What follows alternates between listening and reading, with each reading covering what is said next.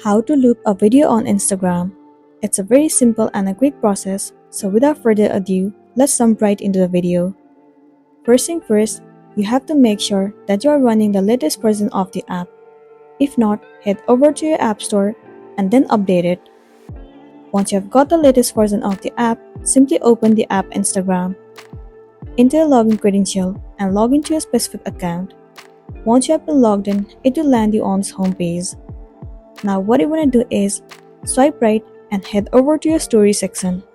In this page, right below create, you can see the option or the feature where it says boomerang. You can also see the loop or infinity icon. Click on it. Once you have clicked on that icon, now you can start recording the video. Also, you should know that you can only record the video for 2 seconds. And there you can see that the video is on loop. If you want to add the effect to this loop video, tap on this icon at the very top of the screen. From the bottom, you can change the effect. Choose the effect as per your need. Once you have selected, tap on done at the top right corner of the screen. And then you'll be good to go. So that's all for today, and this is simply how you can loop a video on Instagram. Make sure to smash the like button and consider subscribing to our channel. We'll see you in the next one.